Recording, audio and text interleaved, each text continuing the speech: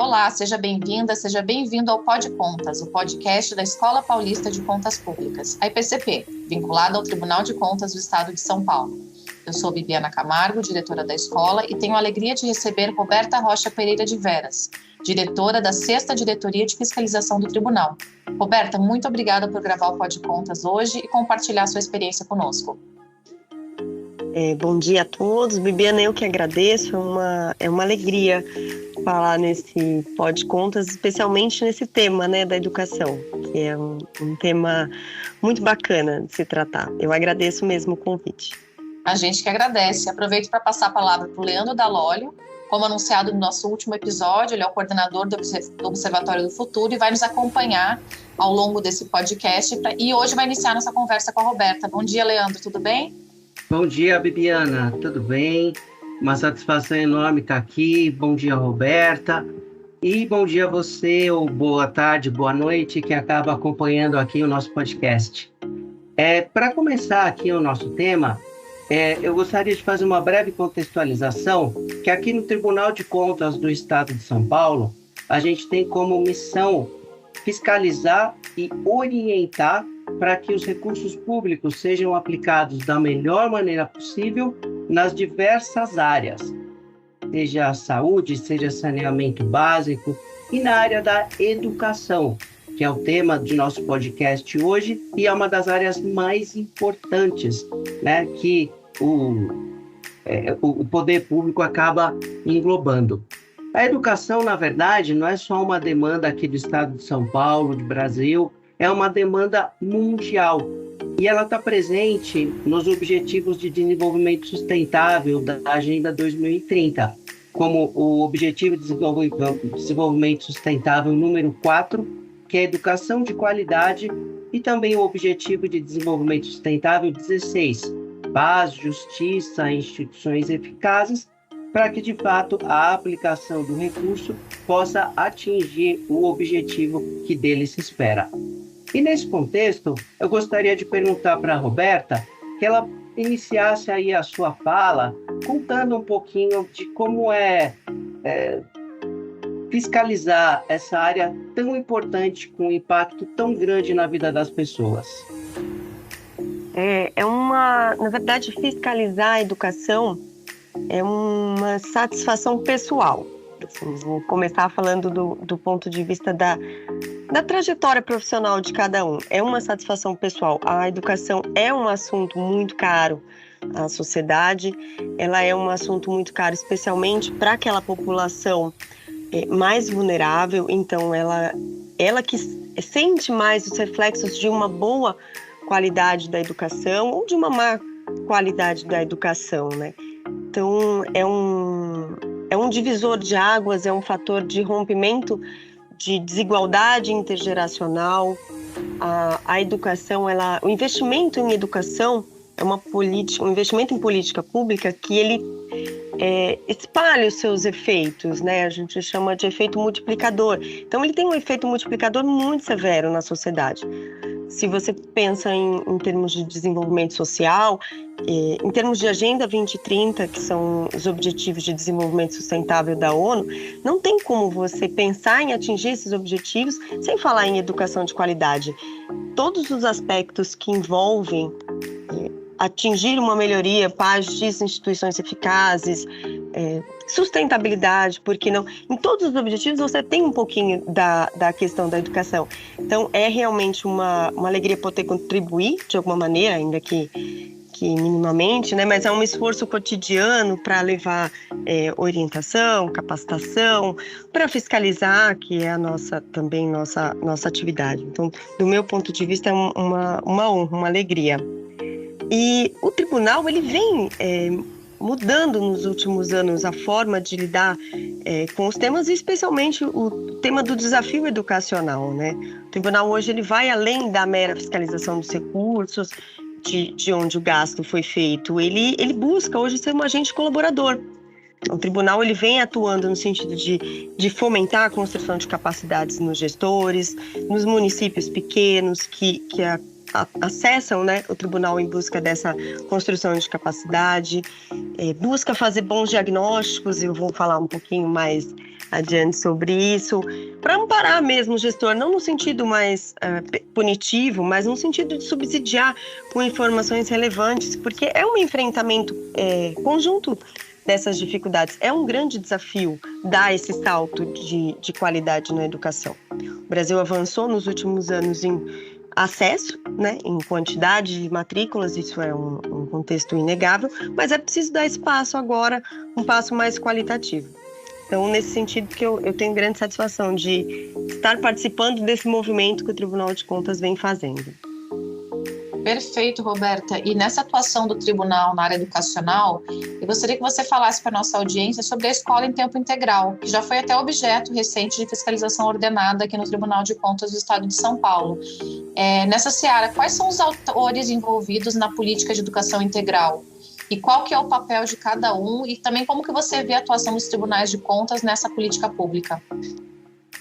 Bibiana, é muito interessante a gente pensar na educação integral, então, só para a gente contextualizar os conceitos, né? Isso é importante também, que a educação integral, ela considera o estudante em toda a sua multidimensionalidade. Então, ela reconhece que o desenvolvimento do indivíduo só é possível se a educação, o processo educacional, observar as diferentes dimensões dessa educação. Então, desenvolvimento físico, afetivo, cognitivo, socioemocional e ético. Então, essa ideia de educação integral, ela vai exigir também um esforço maior, um aproveitamento planejado, então, das múltiplas oportunidades de aprendizagem, a utilização de espaços variados, readequação do tempo em que se organiza o cotidiano escolar. Então, a gente não fala em educação integral com um currículo escolar de 4 horas, é o que a gente tem aqui no Brasil hoje preponderantemente. Então, a gente fala em estreita articulação com o território, com a comunidade, a família e, por que não, as novas tecnologias. A gente fala, esse é o conceito de educação integral. A escola de tempo integral, ela é uma das ferramentas para a gente alcançar essa educação integral que se busca, né? E falando aqui em atores, esses múltiplos atores que eu citei, então, sociedade, profissionais da educação, diferentes esferas de governo, sociedade civil organizada, família, o próprio estudante é um fator muito importante quando você pensa em educação integral. E essa educação de maneira articulada, não só com a comunidade escolar, mas com o território, com as famílias, com a figura do professor, né? E o Plano Nacional de Educação, ele já vinha prevendo essa ampliação da oferta da educação em tempo integral. Ele é um plano de 2014, válido por 10 anos. E o plano, ele esperava que fosse oferecido a pelo menos 25% dos alunos da educação básica, e aqui a gente fala educação infantil, fundamental e ensino médio, essa educação em tempo integral, implicando que o aluno permanecesse no ambiente escolar por um período igual ou superior a 7 horas por dia ou 35 semanais. Então, o plano, lá em 2014, ele já vinha prevendo isso e, infelizmente, para muitas redes, essas metas não foram cumpridas. E diagnóstico recente que o tribunal fez, dizem que também não serão. Em muitas das redes, essas metas não serão cumpridas no prazo. E, assim, não é um cenário devastador, mas é um cenário que a gente pensa como um desafiador, né? Atualmente já está em tratativas um novo Plano Nacional de Educação, está em fase de audiências públicas. Então, é um momento decisivo para essa política. É um momento de olhar para trás e ver aquilo que não foi feito, quais foram os desafios não cumpridos e repensar a próxima década e ver se a gente consegue, de fato, avançar nessa política.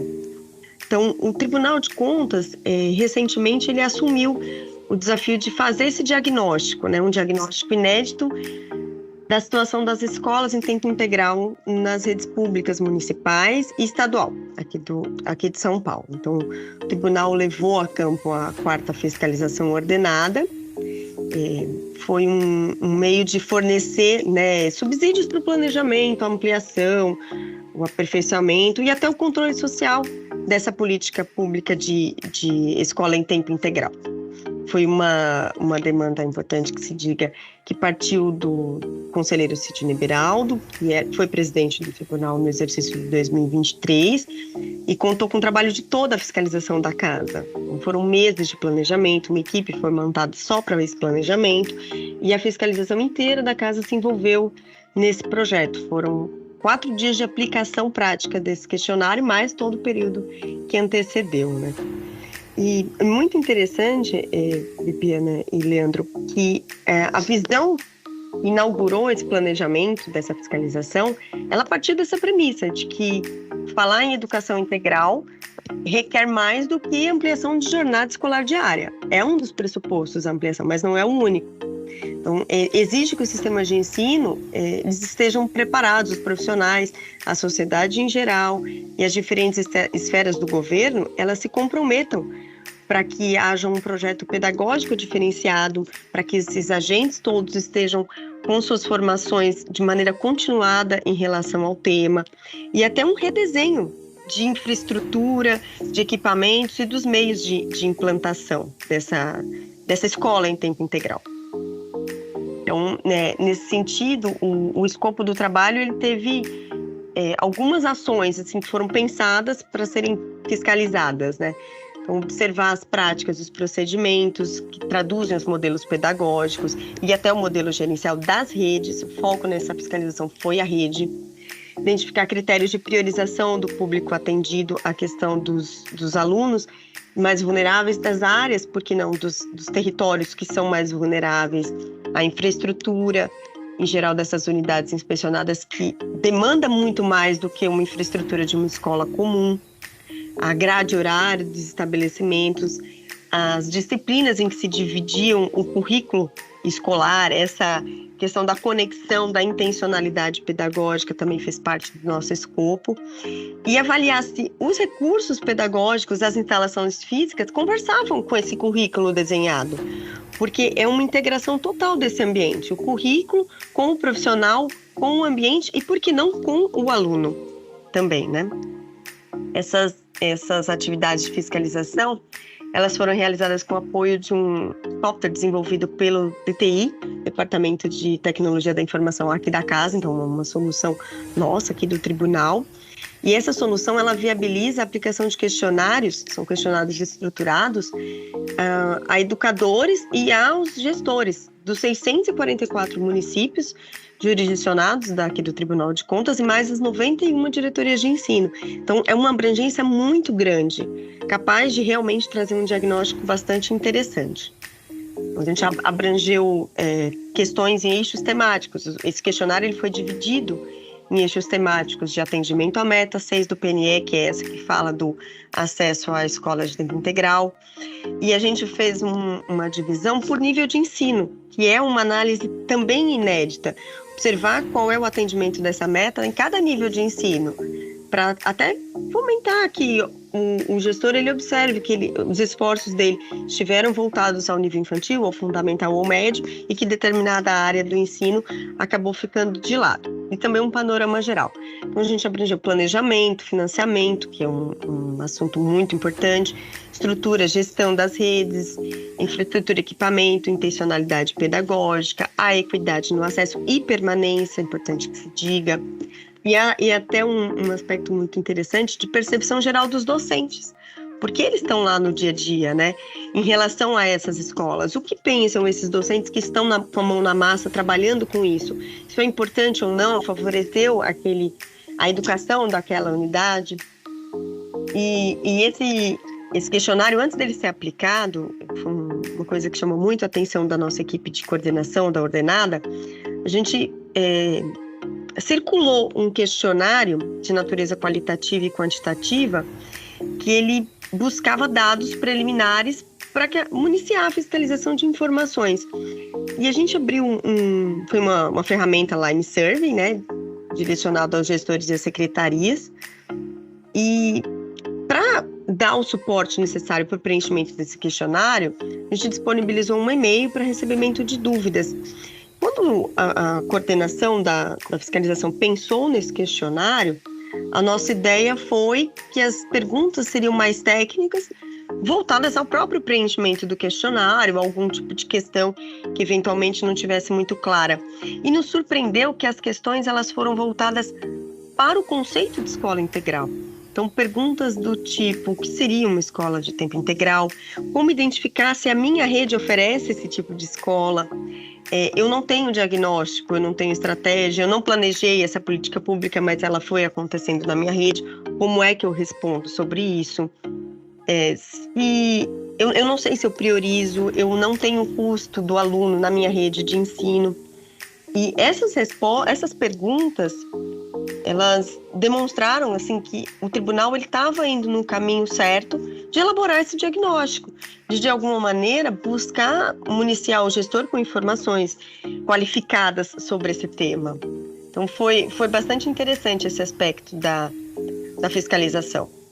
E esse levantamento inicial ele foi elaborado nas 644 redes municipais, mais a rede estadual de ensino, de maneira prévia, e após isso nós realizamos a fiscalização em loco, nós fomos a campo para traduzir essas perguntas em diagnóstico, né? E é uma dificuldade, porque além de ser um trabalho muito abrangente, isso mostrou para a gente que as redes, elas estavam de alguma maneira fazendo esse trabalho de maneira pouco planejada, né? Então, foram cenários muito diversificados os encontrados em cada uma das redes. E a ideia foi que a gente apresentasse para essas redes esse diagnóstico de que é preciso planejar, é preciso repensar esse modelo e é preciso avançar nessa qualidade da oferta, principalmente em relação à meta 6 do PNE. Então, a ideia central desse trabalho foi reconhecer potencialidades das redes e mapear os desafios que esses gestores se defrontam no dia a dia dessa gestão da rede.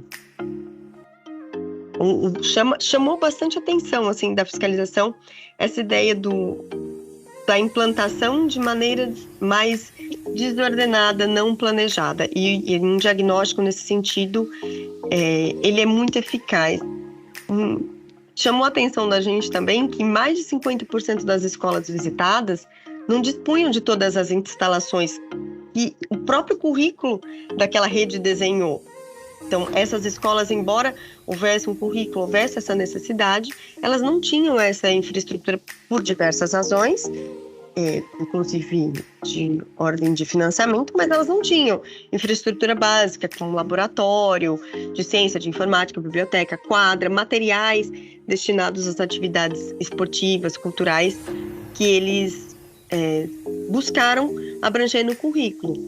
O acesso aos vulneráveis também nos foi um alerta. Como a escola ela não foi pensada nesse modelo, o acesso aos alunos mais vulneráveis também acabou não sendo favorecido nesse primeiro processo de implantação das escolas do tempo integral. E é um motivo de alerta. E, por fim, assim, só para finalizar a ideia do esforço que o tribunal fez em relação a esse assunto da escola de tempo integral, nós realizamos um seminário, o SEMIAR, seminário sobre a escola de tempo integral. Esse seminário reuniu vários especialistas na área de educação, com muito lugar de fala nesse tema do ensino integral. Trouxeram aspectos bastante relevantes nessa estruturação do modelo, na questão do financiamento, e todos eles convergiram na ideia de que é preciso uma combinação de esforços desses diversos atores que eu mencionei no início da minha resposta. Excelente, Roberta. É um trabalho muito bacana, muito importante do Tribunal de Contas. E realmente, assim, só vai acontecer se cada um de nós, né, fizermos aí a nossa parte, como você bem colocou na sua resposta. Enquanto você falava, eu fiquei aqui pensando comigo que toda essa implantação vai demandar, assim, um dispêndio, né? Vai ter, assim, um aumento do gasto público, porque realmente para acabar alcançando todos esses objetivos, ter essa infraestrutura, vai precisar de dinheiro. E como diz lá o ditado econômico, as necessidades são infinitas, mas os recursos eles são escassos. Então, o que eu gostaria de te perguntar?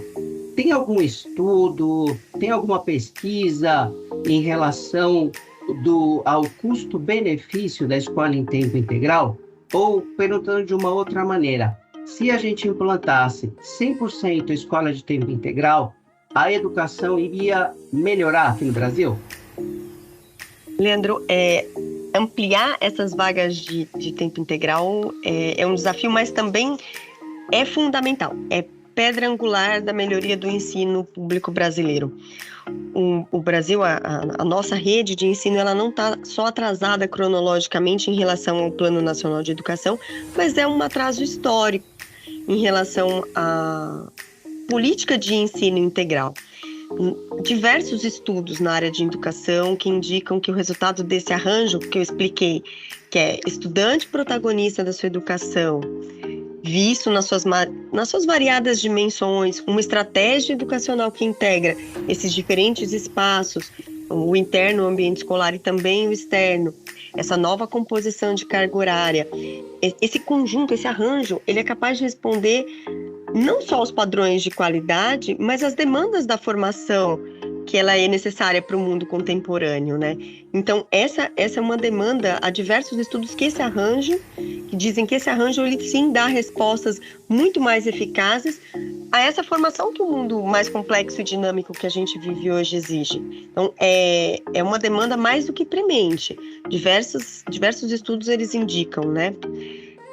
A escola de tempo integral, ela possui esse potencial para alavancar a qualidade do ensino, para dar essa sensação de pertencimento ao aluno, e isso acaba contribuindo de uma forma decisiva para a redução do abandono escolar. O abandono escolar é um assunto muito caro ainda na educação brasileira.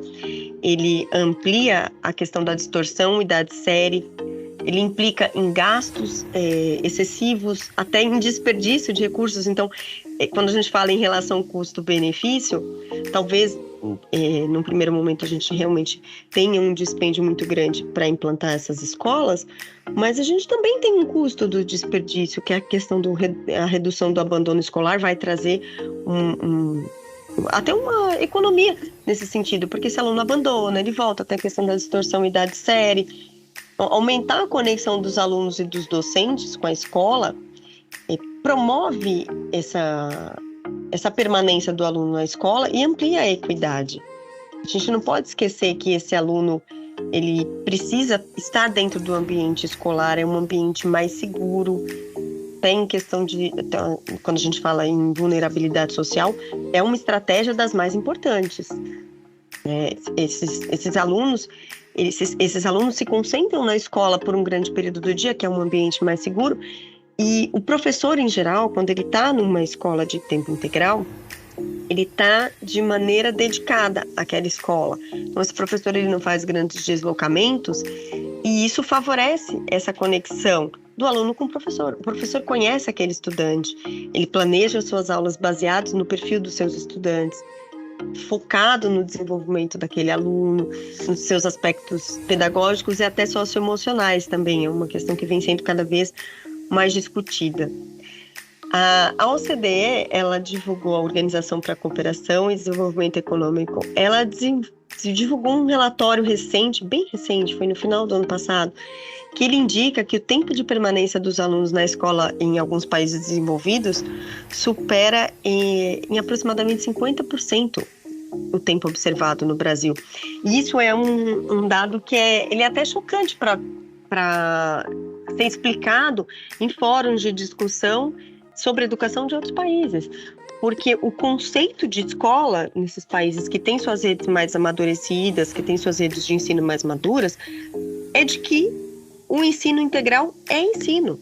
Ponto. Não tem outro modelo que não seja o de ensino integral. Isso demonstra que, assim, o caminho é esse, não tem outro caminho possível. Especialmente num país como o nosso, que tem uma grande quantidade de crianças e jovens em situação de vulnerabilidade social. É preciso que as crianças estejam socialmente protegidas nesse ambiente e que elas tenham acesso a outro tipo de ensino, que seja voltado ao desenvolvimento dessas suas habilidades curriculares, mas também de despertar nessas crianças e jovens o protagonismo do seu papel educacional. A gente fala hoje muito no conceito de ciência cidadã. Então, essa escola de de tempo integral, esse ensino integral é que vai dar resposta para essa sociedade que precisa dessa melhoria da qualidade de vida e de todo o contexto familiar dessa criança. E um ponto que chamou a atenção, agora voltando ao que a gente estava, o trabalho que a gente desenvolveu na Ordenada, foi que as perguntas que a gente circulou com os professores das escolas que tinham esse tempo integral foi de aprovação do modelo. Os professores, eles manifestaram uma percepção amplamente positiva, e isso reforça esse potencial que a escola de tempo integral ela tem como instrumento para ampliar essa eficácia do ensino e mitigar essas desigualdades sociais. Perfeito, Roberta. Agora vamos entrar num aspecto prático desse assunto. Quando a gente fala em educação, invariavelmente chega ao assunto do financiamento. Como que a gente garante o financiamento para as escolas em tempo integral? Quais são as fontes possíveis? Fato, Bibiana, a questão do financiamento ela é muito delicada e muito séria, né? Então, tem alguns pilares aí que a gente precisa tratar. Então, para que essa escola, de fato, seja alinhada com essa ideia de fomentar esse ensino integral, precisa investir em investimento, precisa investir em infraestrutura e capacitação. É investimento em infraestrutura e capacitação. Não tem como a gente falar de escola em tempo integral sem falar em capacitação, formação continuada e redesenho de infraestrutura das escolas. É um custo significativo, ninguém que trabalha com isso desconhece, envolve contratação de profissional, capacitação desses atores, ampliação de espaços, a arquitetura adaptada desses ambientes, compra de equipamentos para as aulas de esporte, música, artes e custo de alimentação nesse contraturno, né? Isso só para falar daqueles aspectos mais básicos que envolvem uma escola como essa. E aí, falar nesse financiamento, a gente fala em esforço conjunto, tanto de governo federal, estadual quanto municipal. Precisa ser um esforço combinado. Então, esse é um ponto de partida para vencer esse desafio e é realmente uma congregação de esforços. O governo federal, apenas para simplificar, criou recentemente um programa, né? Programa Escola de Tempo Integral, e a ideia é ampliar em 1 milhão o número de vagas, né? Um investimento estimado na ordem de 4 bilhões, é muito dinheiro, e é um esforço que tem que ser combinado. Então, um esforço de adesão e pactuação de metas de atendimento. Precisa estar alinhado com estados e municípios. As realidades são muito específicas em cada rede de ensino. Não preciso dizer que o Brasil é muito desigual e muito diferente. E mesmo no estado de São Paulo, cada município tem suas características próprias, tem graus de maturação variados em relação ao tema do ensino integral. Então, é importante que esses esforços eles estejam todos combinados. E aqui, em matéria de fiscalização, é importante esse destaque, né? Que os valores transferidos, né, a conta desse programa do governo federal, eles não são computados nos mínimos constitucionais da manutenção e desenvolvimento do ensino das redes municipais. Então, essas redes, elas, além desse dinheiro, elas vão investir dinheiro próprio nisso. Por isso, a gente fala que é esforço combinado. É muito importante também pensar, Bibiana, aí já num outro pilar, que esse cenário de grandes desafios, recursos limitados, como o Leandro disse, os desafios são muitos, os recursos nem tanto, são mais limitados, é importante falar em planejamento. Né? Quanto mais a gente tem um gasto qualificado, um gasto planejado, baseado em diagnóstico, com planos de execução bem desenhados, estruturados de acordo com as características próprias da sua rede e com um processo permanente de acompanhamento dessa implementação, isso vai proporcionar um gasto muito mais efetivo, muito mais eficaz. Evita desperdício e proporciona eventual correção de rumo com o desenho ainda sendo implementado. Então, se você fala num cenário de muito desafio e recursos mais limitados, invariavelmente você tem que falar em planejamento. Um pilar assim de sustentação desse financiamento é falar em desenho de processos. Então, é preciso diagnóstico prévio, preciso olhar para cada uma das redes, ver os acertos, ver os desacertos, pensar em correção de rumos para fazer sim um gasto planejado. Porque se você não fala em gasto planejado com base em diagnóstico, retroalimentado constantemente, você fala em gasto não qualificado, em desperdício de dinheiro. E num cenário de escassez e desafio, isso é quase que inimaginável, né? Excelente, Roberta. Para finalizar, você pode compartilhar conosco exemplos de boas práticas no tema da escola integral, para que possamos ressaltar recomendações aos gestores públicos, sobretudo pensando em como garantir a adesão, a permanência de estudantes, além de efetivamente implementar a política, considerando que existem diferenças regionais tão grandes? Sim, Leandro, no seminário, eu comentei do seminário que a gente fez, porque realmente foi um momento bastante rico de troca de informações muito importantes. Nós tivemos um espaço dedicado a boas práticas, isso foi muito interessante. Nós tivemos algumas experiências, então a professora Jaqueline Moll, que é uma referência nessa área de ensino integral, trouxe relatos bastante ricos nesse tema. O Daniel Lemos, que é o diretor do Centro de Excelência Ateneu Sergipense, nos trouxe dados interessantes.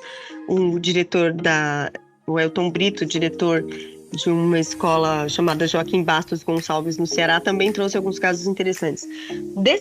Desses casos que eles nos trouxeram, nos chama a atenção assim, como boa prática e que reforça essa ideia do quanto a escola de tempo integral ela é valiosa, foi a conexão do aluno com aquele ambiente escolar. Então, nesses casos que eles trouxeram de sucesso, são casos de bastante sucesso, reconhecidamente, ganharam prêmios e tudo mais, aqueles alunos e aqueles professores, eles realmente têm uma conexão. São professores com dedicação exclusiva naquele ambiente escolar. Os alunos, eles de fato se engajam nos projetos das escolas, eles são protagonistas do seu ensino, eles sugerem, eles são questionadores, eles são propositivos. Então foram experiências muito ricas nesse sentido de que o aluno, ele deve ser ouvido, ele é protagonista do seu ensino, que o professor, com conexão com o aluno, ele de fato tem um efeito assim muito valioso no processo educacional.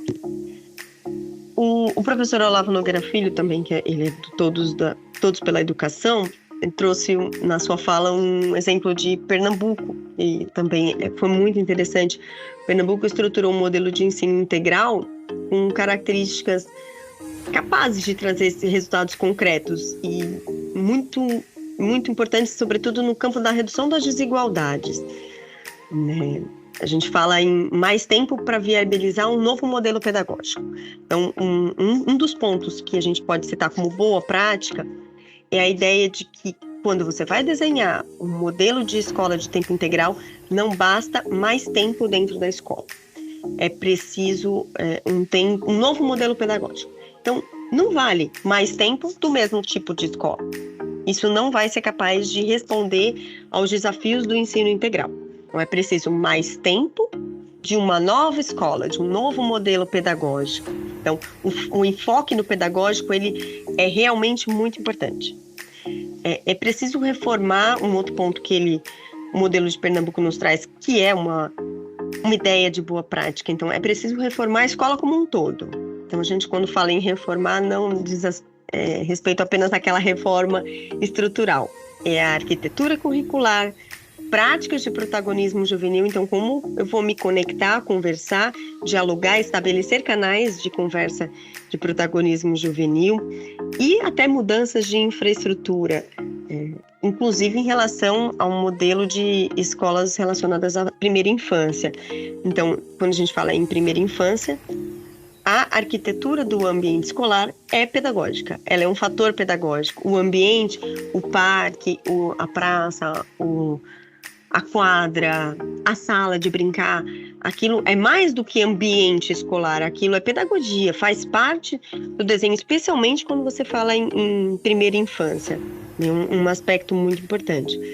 ênfase no modelo pedagógico, que eu já citei, e esse modelo pedagógico, uma ideia de sucesso também, é que ele seja um modelo articulado. Então, o aluno permanece um período na escola e esse modelo pedagógico ele tem que ter intencionalidade pedagógica em todo o seu período de permanência. Ele tem que ser articulado. As matérias da grade curricular têm que conversar com as matérias e as atividades que ele faz em todo o período que ele permanece na escola. Então, isso de maneira articulada se mostrou bastante eficaz no modelo de Pernambuco. E a garantia da dedicação exclusiva dos professores em uma única escola, eu já falei sobre isso, mas como é algo muito importante, hoje cerca de 40% dos professores brasileiros trabalham em mais de uma escola. Isso é um fator que é desafiador para as redes, o tribunal reconhece, a gente reconhece isso como um desafio, mas é preciso que se mostre como uma boa prática a ideia de que o professor em dedicação exclusiva tem maior possibilidade de criar vínculo com a comunidade escolar e que essa prática ela traz resultados comprovados. Uma pesquisa recente, feita em parceria com instituições renomadas e aplicada pelo Datafolha, ela abordou estudantes de todo o país e ela demonstrou que, do ponto de vista dos estudantes, o vínculo com o professor, então essa ideia de o professor estar de maneira dedicada, o conhecimento do aluno com o professor, fomenta o acolhimento e causa nos alunos um senso de pertencimento naquela comunidade escolar. Então, boa parte dos alunos pesquisados citou isso como um fator determinante para que eles gostem do ensino integral. E um outro fator também de boa prática que o modelo de Pernambuco traz é uma batalha pela equidade. Então, os alunos mais vulneráveis devem ser priorizados nesse contexto e isso é muito maior do que oferta de vaga. Oferta de vaga é importante, mas isso tem que ir além, né? Passa por todo o planejamento da construção, reforma de escola, priorizando áreas vulneráveis, mas fala também sobre comunicação. É um fator que às vezes é deixado um pouco de lado e que essa pesquisa trouxe também dados importantes de que esse aluno, quando ele diz não para essa escola de tempo integral, ele não diz um não qualificado, ele diz um não por não conhecer exatamente do que se está falando. Então, o aluno, ele não quer mais tempo dentro daquela mesma escola. Se você leva para o aluno a comunicação, o informe de que essa escola é atrativa, ela é interessante, ela é compatível com os interesses, as aspirações desses adolescentes, ela é capaz de mostrar para ele, abrir portas, mostrar para ele uma nova forma de ver o mundo, esse aluno é capaz de se interessar por esse modelo de escola. Então, se eu pudesse aqui deixar uma última ideia de boa prática, é essa questão do abismo informacional. É preciso romper o abismo informacional. É preciso deixar claro para estudantes, especialmente os vulneráveis, e suas famílias, que o ensino integral, a escola de tempo integral, ela vai conversar com ele, vai dialogar com ele e ofertar um ensino que ele desconhece, abrir portas para que ele tenha novas oportunidades e veja o mundo de uma outra maneira. Então, para finalizar a ideia de boas práticas, tem várias, né? Mas o que chamou bastante atenção foram esses casos. Com essa mensagem final, Roberta, a gente só tem a agradecer por você compartilhar a sua experiência conosco hoje. A gente percebe que a educação ainda é um desafio gigantesco para o nosso país, mas há esperança. Então, quando a gente vê políticas públicas estruturadas que visam essa melhoria e servidores públicos com esse intuito de melhorar a educação pública, assim como você, né, que faz um trabalho excelente aqui na fiscalização, a gente fica muito esperançoso de que as coisas vão de fato melhorar. Então, terminar aqui um convite para que todos os nossos ouvintes acessem o canal do YouTube do Tribunal de Contas. Ele tem muito material rico para os gestores que queiram aprimorar, não só na área de educação, mas todas as áreas que tenham a ver com a administração pública. E acompanhar também os vídeos do evento Semear, que a Roberta mencionou. Ali tem um material muito rico com essas experiências, com essas boas práticas que a gente trouxe do Brasil inteiro para compartilhar com vocês. Bibiana, eu posso fazer um último? Claro. Só eu não podia finalizar, como você citou dos servidores, e não podia deixar de mencionar o Vanderlei Marsola e o Alexandre Dutra, que estiveram comigo durante todo esse planejamento da ordenada e também até no pensamento sobre esse podcast. Então eu queria aqui deixar os cumprimentos. Com certeza, um reconhecimento e um abraço para os colegas que também desenvolvem um trabalho brilhante aqui no tribunal. Então, Leandro, quer dar um recado final também? Realmente aquele mote que a gente tem usado de cada um fazer a sua parte. É assim que realmente a gente vai conseguir melhorar a educação e fazer com que os estudantes realmente vejam como é fundamental ter habilidades relevantes para poder cada um desempenhar aí o seu propósito, a sua missão de vida aqui nesse mundo. Com certeza, Leandro. Então, um abraço a você. Obrigada novamente, Roberta, e um convite para que os nossos ouvintes continuem acompanhando temas importantes da administração pública no nosso Pod Contas. Um abraço a todos.